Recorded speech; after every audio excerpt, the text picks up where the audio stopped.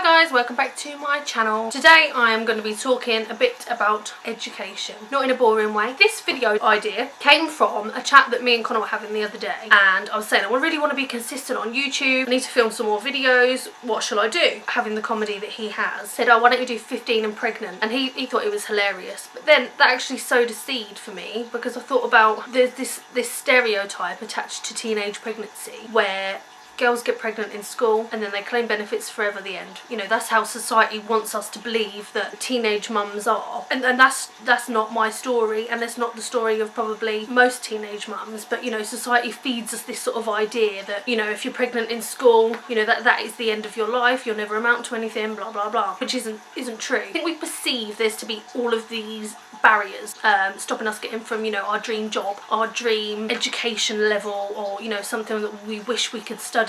And we perceive that there's these blocks that are stopping us from getting there, or, you know, all these barriers in the road that means we can't do it. And that's simply not true. You know, we can achieve anything we want to achieve. And I mean, I certainly don't come from a place of privilege. No one in my family have gone to university. Growing up, I didn't know anyone that went to university, so it wasn't even something that was on my radar at all. Going through school, probably from middle school right up until the end of school, my school reports all said the same thing. They all said, Natalie is a very capable student. She could be achieving the highest grade. However, she won't stop disrupting people. She won't stop talking. She doesn't do the work. So, you know, that was me. I didn't care. I disrupted other people's learning. I didn't make the most of my potential. I mean, yeah, I was and am, I suppose, very bright, and I could have got cracking GCSEs. But I didn't. I pissed about, and I thought it was more funny to make people laugh. And if any of my old school friends watch this, you know, they'll agree. I didn't apply myself at all. I don't think in any subjects, actually. When I became pregnant in the summer between year 10 and 11, I doubt there was anyone that was surprised, you know. The disruptive hooligan that terrorised her school friends and the teachers, got herself pregnant. So yeah, my year 11, I was pregnant. So I was due in February of 2006. So when it came to Christmas time and we had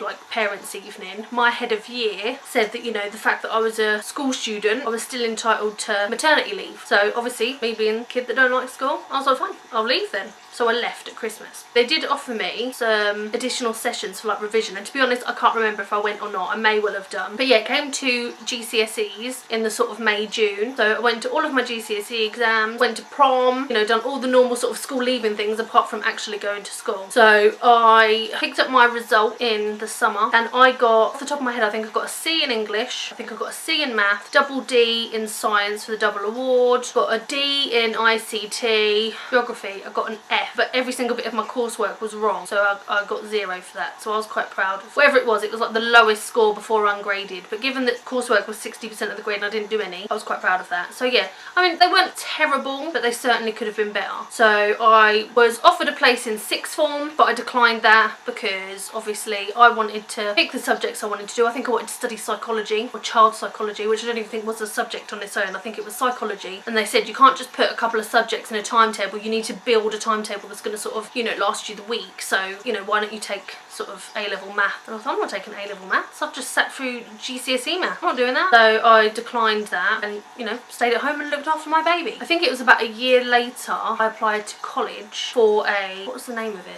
Access course. Yeah, so an access to higher education, health and social care, because I still didn't know what I wanted to do. I didn't know what I wanted to do in school. I didn't know what I wanted to do at GCSE stage. I didn't pick options that would serve me well in my work life because I still didn't know what I wanted to do. September 2008, I started my access course. Still didn't know what I wanted to do. And I think while I was on the course, I toyed with, did I want to go and study midwifery? Did I want to be a probation officer, which I really wanted to do at the time? And that was mostly because I had a youth offending worker when I was getting in trouble as a teenager. So that was the sort of inspiration behind that. But it turns out to be a probation officer, you have to be employed as a probation officer to enrol on the course. Well, I was 18 years old, I didn't have any work experience, I'd never had a job, and I didn't have the skills that would have got me employed and therefore on the course. So I thought, you know, what the hell do I want to do? So I thought about social work for a while, and I thought, like, do I want to be a social worker? Not really. Could social work open more doors for me to get places? Potentially. So I thought about, like, where could social work get me? Could that be like a leg up for me? And I thought, oh, I'd really love to work with autistic children. Always loved any interaction I've had with sort of autistic children, and it was just a passion of mine. And that was something that I had came and gone from in terms of like career choices, working working with disabled kids. So I thought, yeah, you know, I'll go for social work. So I applied for social work degree in Cambridge, which was close to where I lived at the time, and was offered a place. So at this point, I'm 18 years old. I've still been 18? Maybe 19 by now. Yeah, so I'm 18, 19 years old. Just started a uni course, which was like a 45-minute train ride from where I lived. So I needed to get a childminder, walk. I couldn't drive, so walk Connor to the childminder, get the train to uni, walk to uni, all before sort of, you know, 9 a.m. So it was, you know, long days. I think at this point my mum helped me a lot in terms of picking us up in the morning, getting me to the train station and whatnot. And that was, I feel like, that was for about a year. And then I learned to drive, and so I done really fantastic in college and I got a lot of distinctions. And me being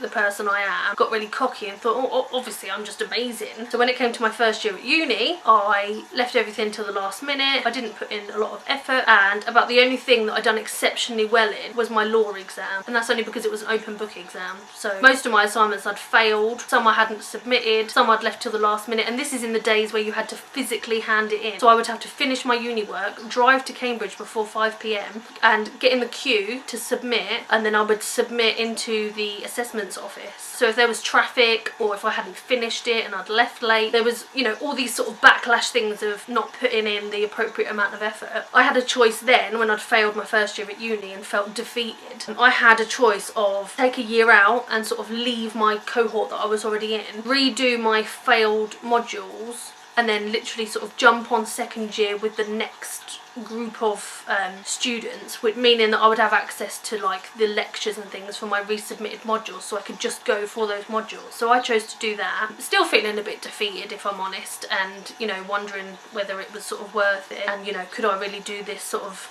uni lark. So yeah, after my first year of uni I had to rejoin the next group, and that was sort of the thing that knocked me down a peg or two to, you know, make me realise that, you know, if you want to achieve these things, you need to put the effort in. By the time my third year rolled around, I wouldn't have the time to complete my last placement, and because I was pregnant at the time, so I effectively took maternity leave again. I'd done all my academic work and my dissertation and left my placement to the following academic year. So I sort of done placement only for the last extra year, so what effectively would have been a 3-year degree I took 5 years to do, counting for the extra year at the beginning for failed modules and then the extra year at the end for my placement. And my placement I done was with a fostering agency, and when I tell you it was amazing, like I loved it. I even applied for a job with the same company afterwards, but I didn't get it. Again, I think lack of experience, lack of interview experience, and again that was something that really defeated me, because I went onto this course and I wanted to use it as a leg up, ended up falling in love with it, and then didn't get that job, so I felt a bit sort of defeated. Got a job in a child protection team as a social worker and hated it, absolutely hated it. There was issues upon issues upon issues, and I eventually ended up leaving from there, and I just felt this like, what do I do now? Again, back to feeling sort of defeated. I felt like I'd wasted all of my sort of education towards something that I didn't even want to do in the end. And I think there's this, you know, motion that if you've invested time and effort into things, that you need to stay doing it, and absolutely you do not. When I was in hospital waiting to have Oakley, so I had to go into hospital for 2 weeks, I fell back in love with the idea again of becoming a midwife, so looked into that, and that's what triggered with me the idea of going back to uni again. And I thought, oh god, how will I do it? Because I've already had student finance for my bachelor's degree and I don't have the money to pay for a postgraduate, because I thought you had to pay for it, like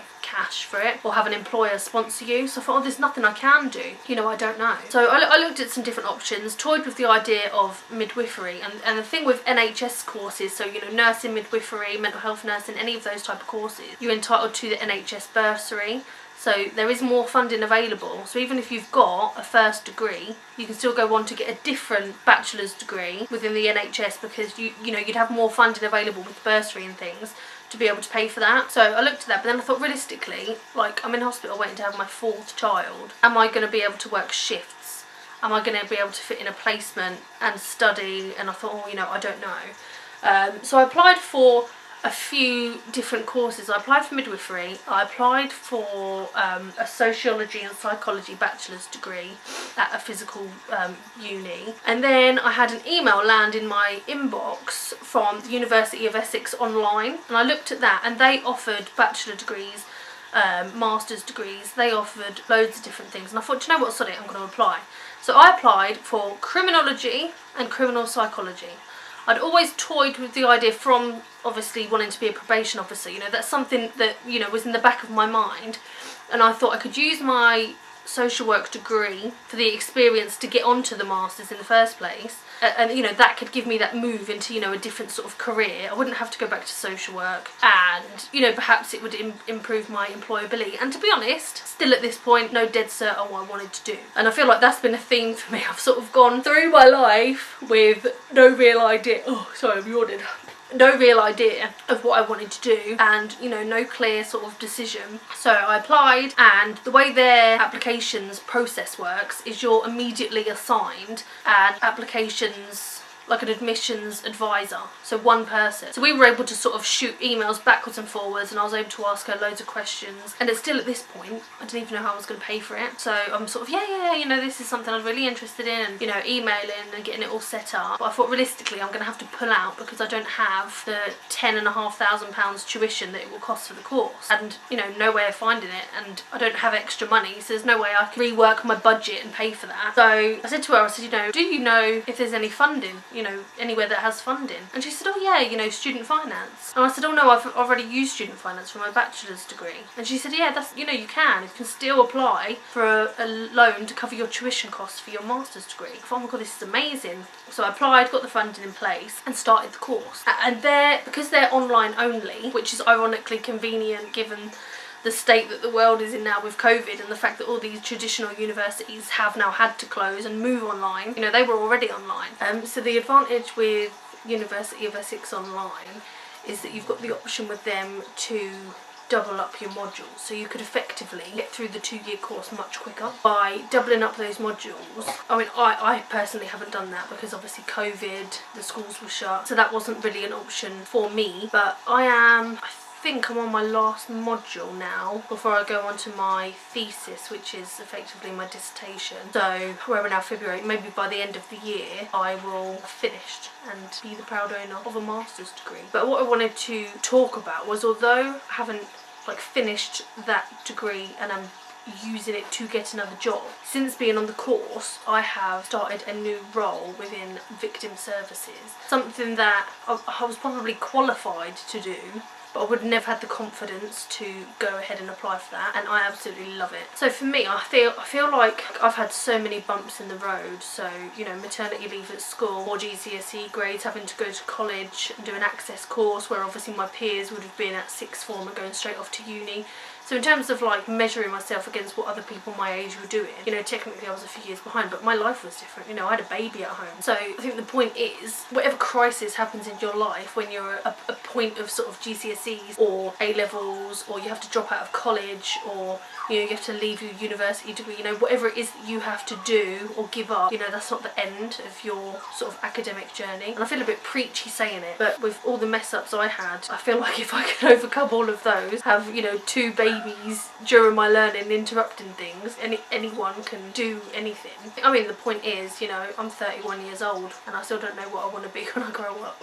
You don't have to be like imprisoned by one line of work. You know, if you decide when you're in school that you're going to be a teacher, that's fine, be a teacher, but that doesn't mean that you then can't go on and do something else. There's no reason you can't access more training in your, you know, 30s, 40s, 50s, you know, whatever it is you want to do. There really is no limits. Will I carry on doing other education-y bits? Probably, because apparently I like chaos. What originally was a joke video by Connor's suggestion of doing a 15 and pregnant. And I mean, if you're sat and you're watching this and you've left school with no qualifications, or you're at home with your children and thinking, you know, I don't want this forever, I don't want to sort of just be, you know, a stay-at-home mum or a housewife, or, you know, whatever your role is. I find it incredibly difficult at home with the children, and I think, like I've said before, you know, I salute any mum that stays at home with the kids and does all the sort of homey stuff and juggles it all really well, because like I find it stressful. Like, it is hard, and I feel like there's nurseries and childminders there to be paid to, you know, provide this care so that we can go to work. And to be honest, I don't even think it's so much about having a job. For me, it was about resolving the identity crisis that I faced in being a mum. I found it really challenging, especially living far away from family, that I was just mum. Like, that was my only role in life. You know, I didn't really have, well, I still don't really have a social life, so, you know, I don't have an opportunity to be me. And I feel like for a lot of parents, you know, probably women particularly, because, you know, society says that they tend to be the ones that stay at home. I feel like as a mother, just provides you with a bit of a sense of purpose, having like a workplace to go to. And it's not necessarily just about, you know, the love of the work. It is about just finding a place where you can be who you are. You know, I can be Natalie rather than just be mum, and do all the sort of mum jobs, because as lovely as it is, and you know, we should appreciate our children growing up, bloody hard. But yeah, I'd like to think that my unconventional story might be motivational or inspiring to someone, because I think sometimes all it takes is for someone just to sort of give you a bit of encouragement to sort of go for it. And you absolutely should, you know, whatever the course is you want to qualify in. If you want to get a PhD, if you want to be a doctor, a nurse, or be a, you know, whatever it is you want to do, I think you should absolutely go for it. But yeah, lecture time from me over. You know, I hope you're all coping okay, and that Boris gives us some good news at some point that we can all socialise again. In the meantime, stay safe and have a good week. Bye.